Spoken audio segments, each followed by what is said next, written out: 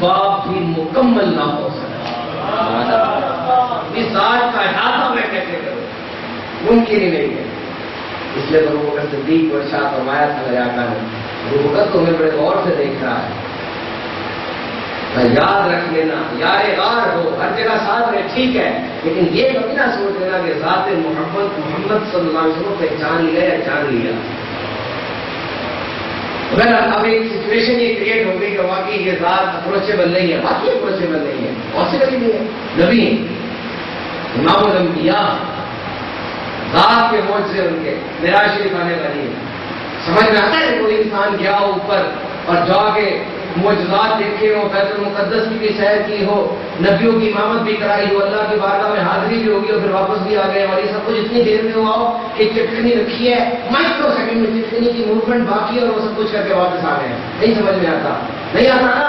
تو مصطفیٰ کی ذات کا ایک معجزہ عقل میں نہیں آتا، پوری ذات کیسے آ جاتی ہے؟ کہ ایک معجزہ ہے جو کہ مائکرو سیکنڈ میں ہو گیا، تو باقی پوری ذات کیسے آ سکتی ہے؟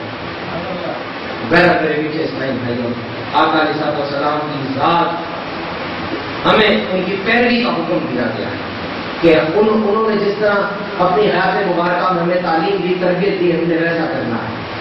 آج سے 1400 سال پہلے جب اس پوری کائنات ہستی میں جہالت و سفالت کے گندے کالے بادل امڑ آئے تھے، ہر طرف ضلالت کا جہالت کا دور دورہ تھا، فرحان کی چوٹی پہ وہ نور چمکا، میرے آقا کی ولادت ہوئی، پوری زمین پر پوری کائنات پر نور علی نور پھیلتا چلا گیا، صحابہ نے آپ کے دامن کو تھام لیا، ترقی کرتے چلے گئے، آگے سے آگے بڑھتے چلے گئے۔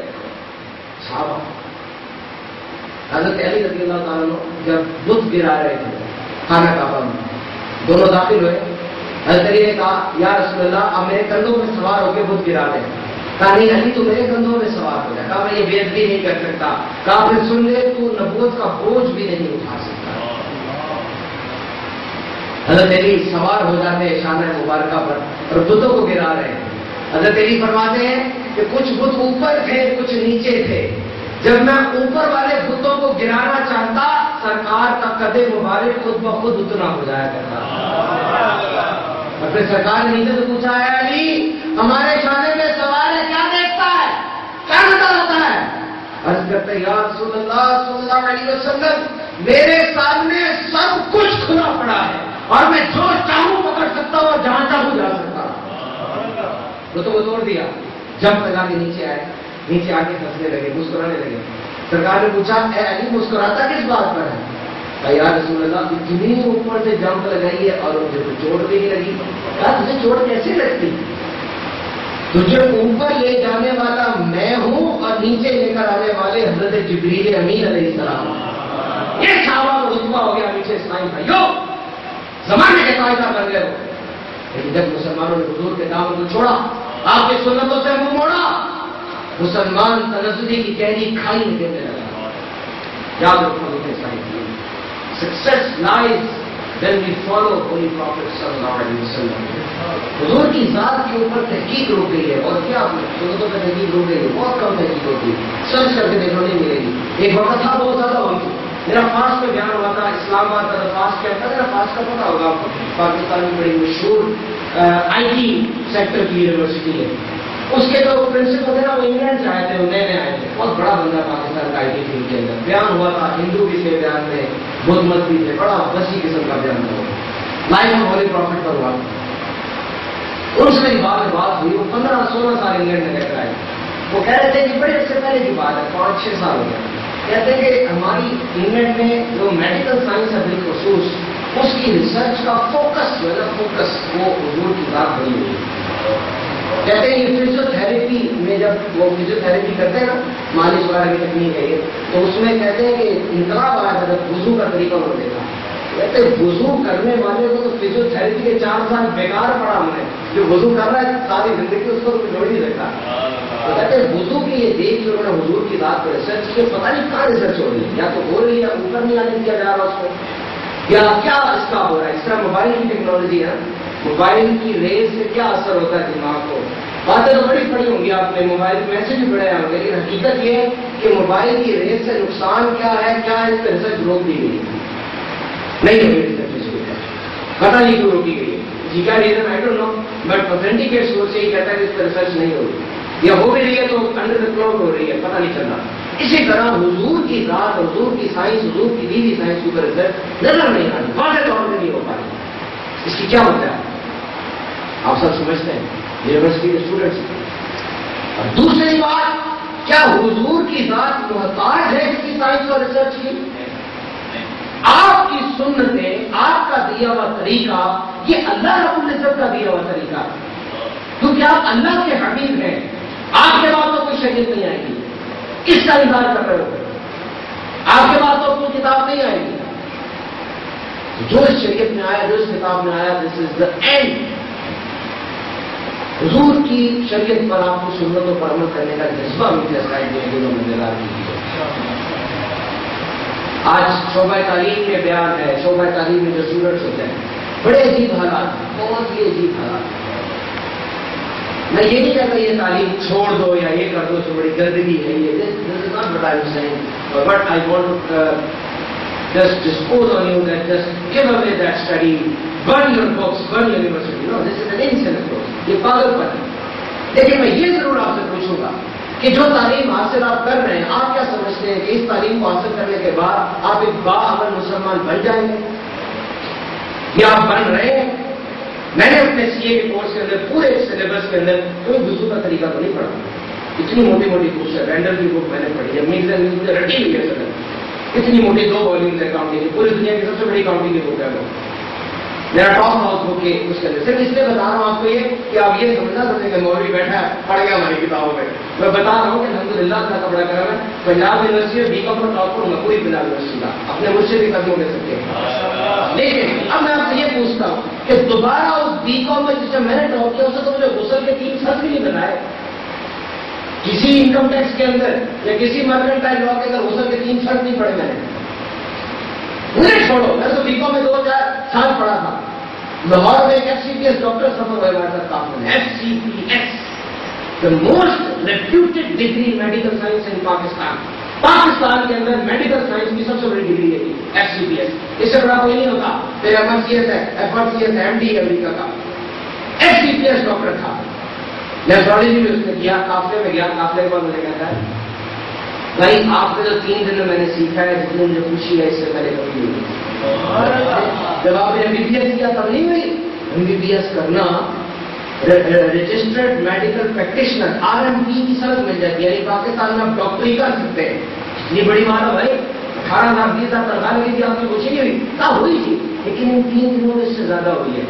मैंने जब आपने FCPS किया, जब आप कंसल्टेंट बन गए, 80,000 तनख्वाह हो गई, कंसल्टेंट नेफ्रोलॉजिस्ट, तब नहीं खुशी हुई, मतलब बहुत हुई थी, लेकिन इन 3 दिन में जो हुई है वो उससे ये 3 दिन की ज्यादा है।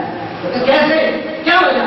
कहता देखिए जब मैं सजदे में जाता था मेरे पाँव की 10 उंगलियां हवा में चली जाती थी, और इस तरह नमाज नहीं होती। मैंने 10-15 साल लाखों रुपए लगाए, दिन रात जाकर मेडिकल साइंस की इतनी मोटी मोटी बुक्स, रिसर्चेस पढ़ी, पैसा कमाया, लेकिन मेरी नमाज ही ठीक नहीं थी। मुझे अपने रब की बारगाह में झुकने का अदब ही नहीं था, मुझे पता ही नहीं था कैसे झुकते हैं। आपके 3 दिन के काफिले ने मुझे सिखा दिया अपने रब की बारगाह में झुकना कैसे। फैक्ट है, दिस इज द फैक्ट। नीचे साइन है, डिफरेंस है। दावत इस्लामी का मदनी और आपको बुला रहा है, अल्हम्दुलिल्लाह। गैर सियासी सुन्नतों की आलमगीर तहरीक है दावत इस्लामी, अल्हम्दुलिल्लाह। मुझे इस्लामी भाइयों, दुनिया के 150 मुल्कों में दावत इस्लामी का मदनी चैनल देखा जा रहा है। आज हजारों तालीमी इदारे जिनमें पंजाब यूनिवर्सिटी और आपकी यूनिवर्सिटी में छोटी यूनिवर्सिटी नहीं है, देखा जाए तो Islamic international, Rawalpindi medical college, king Edward medical university, इलामा इकबाल और जितने बड़े बड़े इदारे दावत इस्लामी का अल्हम्दुलिल्लाह इसी तरह बाकायदा तंजीमी काम वहां पर हो रहा है, कमरों में दर्ज हो रहे हैं। कल रात को 10 बजे इलामा इकबाल मेडिकल कॉलेज जो है पाकिस्तान का दूसरे नंबर पर कॉलेज है मेडिकल साइंस में, उसके अंदर अल्हम्दुलिल्लाह बहुत बड़ी नेशनल मिलाद है आपकी तरह माशाल्लाह। रात को मीठे इस्लामी भाइयों, दावत इस्लामी के 41 से ज्यादा शोबाजात हैं, गूंगे बहरों में काम हो रहा है, इस्लामी घरों में काम हो रहा है, हजारों बच्चे मदरसे में तालीम हासिल कर रहे हैं, कुरान की जामिया में आलिम बन रहे हैं। और अब दावत इस्लामी नया शोबा लेकर आई, शोबा है दारुल मदीना। ये समझ स्कूलिंग है दावत इस्लामी की, तो یہ اس کے سلیبس کی دعوت اسلامی نے خود ڈیزائن کیا. لاہور میں تو 10 شوال کو شروع ہو جائے گا، گجرات میں ایک وقت شروع ہوتا ہے. یہ پنجاب کا جو یہ حصہ ہے، آدھا حصہ، اس کی دارالمدینہ کی خدمت میرے سپورٹ کی گئی ہے. اس کا سلیبس میں دیکھا بھی لے کر آئے کراچی سے میں، اس میں الف سے اللہ ہے قاعدے والا، بے سے بیت اللہ ہے، آ سے قرآن کریم ہے. ماشاء اللہ مدینہ مدینہ ہے. دارالمدینہ کے اندر جو ٹیچر ہوں گے وہ اردو نہیں بولیں گے اسٹوڈنٹس کے ساتھ، یہ پابندی ہے. دارالمدینہ کا ٹیچر انگلش یا عربک بولے گا. انقلاب ہے کہ میں دعوت اسلامی کی ہر شعبے میں ترقی ہے. میں آپ سے گزارش کرتا ہوں، سمر ویکیشن ہونے والی ہیں. کب چھٹیاں؟ یونیورسٹی میں چھٹیاں مختلف ڈیٹس میں، ایک ہی ڈیٹ میں، ایک ہی ڈیٹ میں. کب ہے؟ 20 جولائی، 15 جولائی، 20 جولائی. میٹر ٹائم بھائیوں، 15 جولائی 20 جولائی کو جیسے ہی آپ فارغ ہوں، میری آپ سے گزارش ہے کہ آپ 30 دن کے مدنی کافلے میں سفر کیا ہے. 15 جون کو کورس ہو رہا ہے ہمارا گجرات کے دار مدینہ میں، 41 دن کا تربیتی کورس. اگر آپ میں سے کوئی ایڈجسٹمنٹ کر سکتا ہے تو 15 جون کو وہاں آ جائے، 41 دن ہمارے ساتھ گزارے. قرآن پاک کی تعلیم، نماز، روزہ، غسل، حج، وضو وغیرہ سارا آپ کو سکھا رہے ہیں انشاءاللہ. 41 دن زندگی 41 دن گزرے گا، آپ ضائع نہیں ہوگا، بہت فائدہ ہوگا. بلکہ شاید آپ سمجھیں یہ 41 دن گزرے، زندگی میری ہے 41 دن عمر ہے میری، یہ آپ کا دن بن جائے. نہیں تو پھر جو کہ لیٹ ہے 15 جولائی ہے، UT Lahore, university of engineering and technology Lahore, دعوت اسلامی کا بہت کام ہے وہاں پہ. 30 سے 40 انجینئر نے نام لکھوا دیے اپنے 30 دن کے قافلے کے لیے. مظفر آباد جا رہے ہیں انجینئر کا قافلہ، اگر آپ ان کے ساتھ جانا چاہتے ہیں آپ جا سکتے ہیں. تو 15 جولائی کو میں امید کرتا ہوں کہ یونیورسٹی آف گجرات سے ڈھیروں قافلے سفر کریں گے. دیکھو زندگی گزرتی جا رہی ہے. امام غزالی نے فرمایا پہلے بیج ہوتا ہے، وہ بیج پھول بنتا ہے، پھر وہ پھول بکھر جاتا ہے.